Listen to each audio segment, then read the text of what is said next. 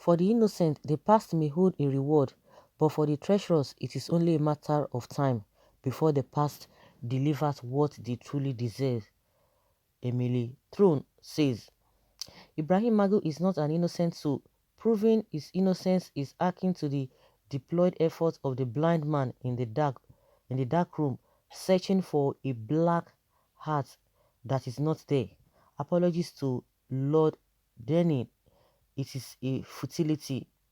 The nausea oozing from the trace of his trajectory as the anchorman of the Economic and Financial Crimes Commission is like the stench that sonically induces poking.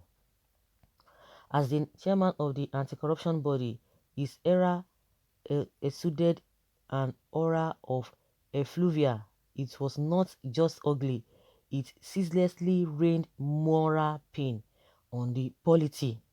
Rather than the edification of the moral of her morality on the public war of our values with unguarded gusto, Magu's era magnified the morals of our masses, licentiously lacerating the laws and rules that are frameworks for justice, fairness, balance, and equity.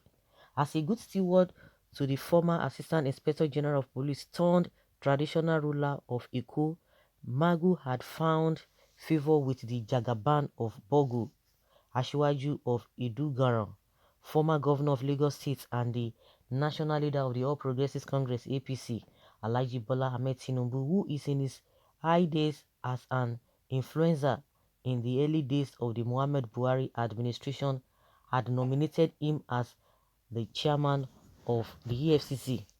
But the Senate, led by Dr. Bukola Saraki, who had always harbored contempt for the Lagos boys of Bodilon axis and had refused to show respect to Vice President Yemi Osinbajo, referring to him as ordinary commissioner, refused to entertain anything that has any faintest aroma of Tinubu. He would not allow the Senate to approve Magu for the chairmanship of the EFCC, so Magu remained acting. Meanwhile, the Cabal in Aso Rock, whose public face was late Chief of Staff Abba Kyari, had lived in mortal fear of Asiwaju of Idugoran, whose ambition to be president and his morbidity well known was well known. As a result, Vice President Oshibajo's every step was watched with an eagle eye. His loyalty to the Jagaban made him a prime candidate for suspicion. He was repeatedly locked out of security meetings, among others. He was repeatedly humiliated. He was incessantly demeaned, degraded, and disgraced. There was no intention on the part of the Cabal to avail Oshibajo of any useful information or insight that he could pass to Bodilon to appropriate for the presidential ambition of his master. This was until Oshibajo himself was about to be sacrificed by the Iragbaji-born Lagos landlord to placate the livid Cabal and Muhammad Buhari, who had been very upset about some acts by Oshibajo himself. To the Jagaban, everyone and everybody is dispensable for him for his morbid ambition. Oshibajo, who had fired Mr. Lawal Daura as the director of the State Security Service over the invasion of the National Assembly, had been thought to be nursing presidential ambition by Bodilon. Bodilon had moved to have him replaced unsuccessfully. He turned up in the bad books of Bodilons as well as those of the Cabal, who were leery of any ambitious person for the post of president. Lawal Daura had investigated Magu and sent damaging reports about him to the Bukola Saraki-led Senate. The Cabal didn't want Magu because of Tinubu. Saraki did not want Magu because of Tinubu. So Saraki, refused to confirm Magu as chairman of EFCC. The Daura's DSS report was a valid ground to deny Magu. On this, Cabal, who considered Saraki as a stubborn migrant to the presidency, were united. Then the selection of 2019 took place. Every known opponent every known opponent of Asu Rock, whether in APC or PDP, were kicked out. Adams Oshomole, with his toddleric tantrums, was indulged and allowed to prove that he was indulged, indulged and allowed to prove he was loyal to Asu Rock. He became swollen-headed and thought he was not vulnerable. He worked well with Professor Mahmoud Yakub of INEC to carefully select those who won and those who lost during the 2019 selections. Not even election. Okay. Meanwhile, the Asiwaju of Idugoran was given the Cabal sleepless night as 2023 appeared in the horizon. The Cabal had intermittently yawned scarily at the direction of Bodilon, but the Jagaban was not jacked. The Cabal used baits and switch methods. They used carrot and stick while holding onto big rod to break Jagaban's head at the right time. They would bite and then blow sweet breeze on the injury. The Jagaban made of tough skin did not pay any mind to the scars. Right now, the Cabal is set for 2023. The early chapters are focused on weeding out any tentacles of Tinubu where it could be an influencer and cause a pandemic that could prove damaging to the plans of the Cabal. When Babatunde Fowler was disgraced out, the handwriting ought to have been on the wall, but when one was immersed in the morbidity of anything, it is a suggestion of an unhealthy mental state or attitude unwholesomely groom the victim. Wholesomely groom. The victim, impervious to his limitations and the reality, keeps knocking his head against the wall to break it rather than looking for a hammer. You can imagine. It's a very, very deep one. In order to satisfy the Cabal and Buhari, Tinubu has consistently betrayed his Yoruba people. He's been nowhere to be found when his people needed him.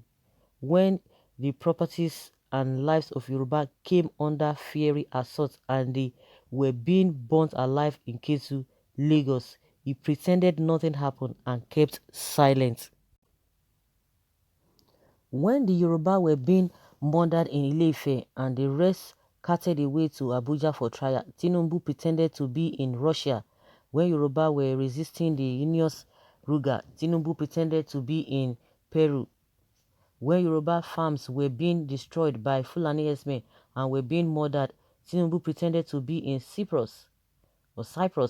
When Amotekun was the main issue, Tinubu pretended to be in Guinea-Bissau. When he finally showed up, he was like an apparition whose essence could not be grasped. When Chief Odufalaye was kidnapped and his security murdered, Tinubu pretended to be in Argentina. When Paru-Ben Fashoranti's daughter was murdered, Tinubu pretended to be in Luxembourg, asking, "Where are the cows?" Tinubu has made it clear over and over that he was not interested in the well-being, progress and existential survival of Yoruba nation and its people. All he wanted is power and has sold the Yoruba nation into slavery for power that is only God's to give. Repeatedly, he was advised to contextualize his ambition in the dreams and aspirations of his people. He refused and even ignored the guidance of history, believing himself to be the smartest politician in history. All that is happening now to Tinubu and his crowd was not unanticipated. Anyone familiar with the rudiments of anthropology, sociology and politics with bias to the nature and character of Nigeria milieu would foresee all this. He and his crowd were warned, but they deliberately refused and rejected the warnings. Tinubu and his crowd in their folly have made George Santayana, the Spanish-born American essayist, look very good. He had warned that those who fail to learn from history always repeat the mistake of history. The Cabal is determined to decimate Tinubu. Tinubu has been turned to the enemy of his people, whom he had repeatedly betrayed. He had built his power on the quicksand and crude accumulation of wealth via mercantilist politics. Is like a naked man now. His quarter of supporters are very sustained across the Yoruba nation. They are loud and lousy. They have eyes they could not see. They have ears but are unable to hear. They are unable to read the handwriting on the wall, not to speak of being able to dissect such with critical analysis. Anyone who is in Tinubu's corner now must watch his or her back. Apart from the power play that caused Tinubu to lose to Senator Bukola Saraki in the Senate after 2015 elections, Femi Falana was the first person to realize that the tree he was resting on could not carry his weight. He lost his bid for the position of Attorney General because of Tinubu's connection. He had a better chance of succeeding if he had done it on his own. As the streets continue to be littered with the victims of Tinubu's toxic touch, from Femi Falana, Yemi Osinbajo, Babatunde Fowler, Adams Oshiomhole to Ibrahim Magu, among many others, the lessons that ought to have been learnt would be relearnt again. That only your people could serve as buffer of defense for you in troubled times. Cronies could be gutless. Centuries would be spineless. The people who have been betrayed over and over and mindlessly stolen from would be glad that they are free. Those who are currently at loggerheads with Tinubu would have a temporary reprieve, from Babatunde Fashola, Kayode Fayemi, Rotimi Akeredolu to Rauf Aregbesola and others, but their reprieve would be temporary as long as they remain apostles of mercantilist politics that would be ready to sell out their people for personal ambitions and personal riches.